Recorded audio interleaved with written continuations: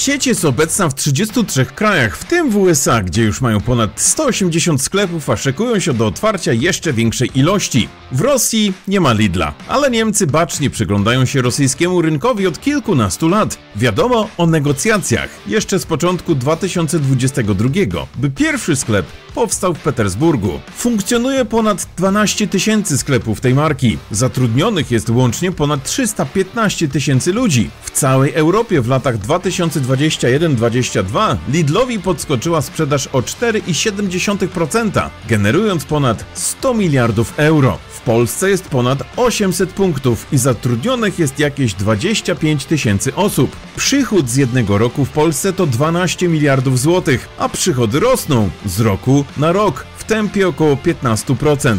W przeciwieństwie do Biedronki płacą podatki na rzecz państwa polskiego łącznie ponad 2 miliardy złotych. A jeśli już mowa o Biedronce, to pod względem ilości placówek jest niekwestionowanym liderem wśród dyskontów w naszym kraju. Ta ma ponad 3200 dużych sklepów. Według szacunków w 2023 roku Biedronka za cały rok zgarnęła 100 miliardów złotych. To w porównaniu z tym, że Lidl zgarnia 100 miliardów, ale euro. Największy Lidl w Warszawie jest tym samym największym Lidlem w kraju. Mieści się w 3-piętrowym budynku. Parter stanowi parking. Pierwsze piętro to 1400 m2 powierzchni sprzedaży. Na ostatnim piętrze mieści się biuro. A tak się składa, że 12-tysięczny sklep całej sieci to właśnie ten największy warszawski. Otworzono go przy Żupniczej 25. Co ciekawe, jest nie tylko 12-tysięcznym w całej Europie, ale też 36 w samej Warszawie. To oznacza, że w stolicy również mieści się ich najwięcej. Nasz kraj jest najważniejszym rynkiem finansowym dla Lidla w całym regionie Europy Środkowo-Wschodniej. Nasze placówki generują 34% obrotów. Po raz pierwszy z niemieckiej sieci skorzystali mieszkańcy Poznania. Tam powstaje pierwszy Lidl w kraju. W parze z tym utworzono spółkę do spraw sieci na terenie kraju Lidl Polska. W celach promocyjnych Lidl do swoich kampanii sięga po sporo gwiazd. Przed laty Karol Okrasa dzięki reklamom Lidla zarobił 650 tysięcy złotych. Kilka lat temu Dorota Wellman zarobiła 400 tysięcy, przy czym większość przeznaczyła na cele dobroczynne. W 2022 roku daleko w tyle wszystkich zostawił Robert Lewandowski, nieoficjalnie zgarniając około 8 milionów złotych. Widać, że teraz jest czas Lidla. Żeby poznać historię sieci, należy się cofnąć do lat 30. XX wieku. W latach 30. XX wieku dogadują się drobny przedsiębiorca Józef Schwarz i emerytowany nauczyciel Ludwik Lidl. Z początku Lidl to hurtownia owoców egzotycznych i artykułów kolonialnych. Działa pod nazwą Lidl und Schwarz Lebensmittel Sortiments Großhandel. Z czasem jednak przeszkadzać zaczyna w nazwie Schwarz, bo w niemieckim budzi kontrowersje z powodu Schwarzmarkt, czyli czarnego rynku. Zaczęto z czasem skupiać się wyłącznie na Lidlu. Losy sklepów jednak przewrotnie trafiają w ręce rodziny Schwarzów. Syn Józefa, Dieter Schwarz, odkupuje od wspólnika ojca prawo do nazwy za zaledwie 1000 marek. Po uzyskaniu wykształcenia handlowego pomaga ojcu w interesie.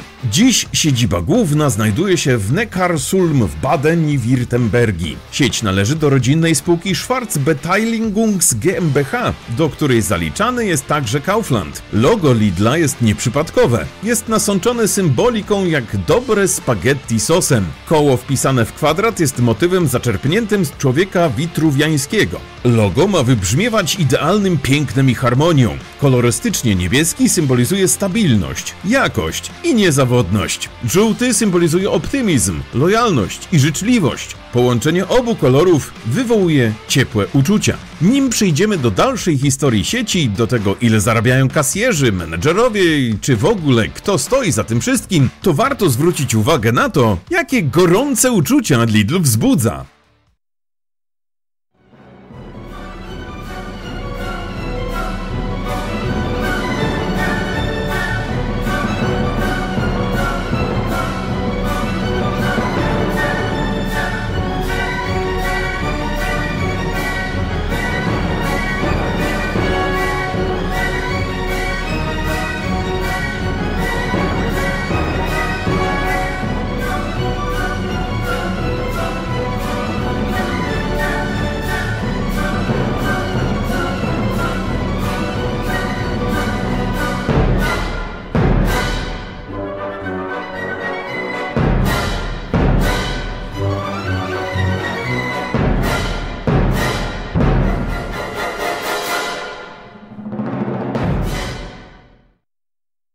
Pierwszy lidlowski dyskont pojawił się w Ludwigshafen nad Renem w 1973, czyli w 2023 roku sieć obchodziła 50-lecie. Sieć rozwijała się prężnie na terenie Niemiec, choć w 1973 powstał pierwszy sklep pod szyldem Lidla. Biznes szybko okazał się mocno trafiony. Po 15 latach w 1988 na terenie Niemiec funkcjonowało już 460 sklepów tej sieci, zapewniając pracę aż 5700 pracownikom. Te właśnie 15 lat musiało upłynąć, nim pojawił się pierwszy sklep poza granicami Niemiec. W 1988 pojawia się we Francji. Kolejne 14 lat musiało minąć, by w Polsce pojawił się pierwszy. U nas działa od 2002 roku. Jeśli chodzi o zarobki pracowników w Polsce, to w 2023 roku zarabiali od 4200 do 5150 zł brutto na początku zatrudnienia. Pracownicy po roku zatrudnienia 4400 do 5350.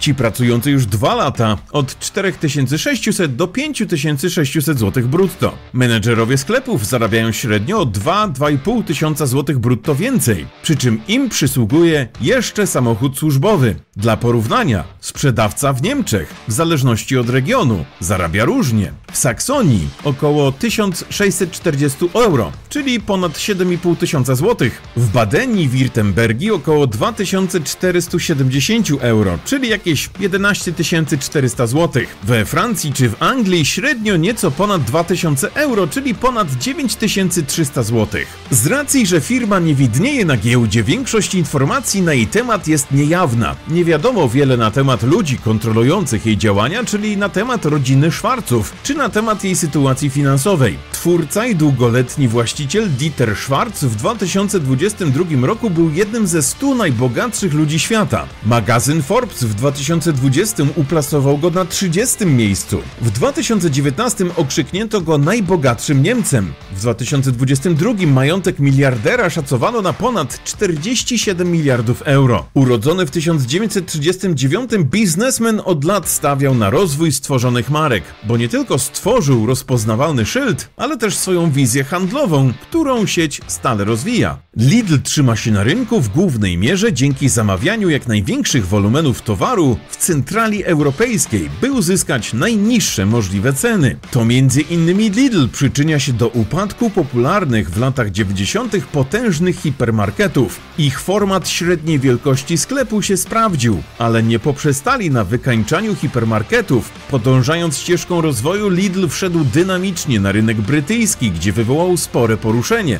Spowodowali spore obniżenie cen w sklepach, zagrażając brytyjskiemu koncernowi Tesco, któremu nie jest do śmiechu, bo spada im drastycznie sprzedaż. Lidl również usiłuje podbić rynek amerykański, gdzie zagrożony może być Walmart, czy jego ważniejszy konkurent niemieckie Aldi.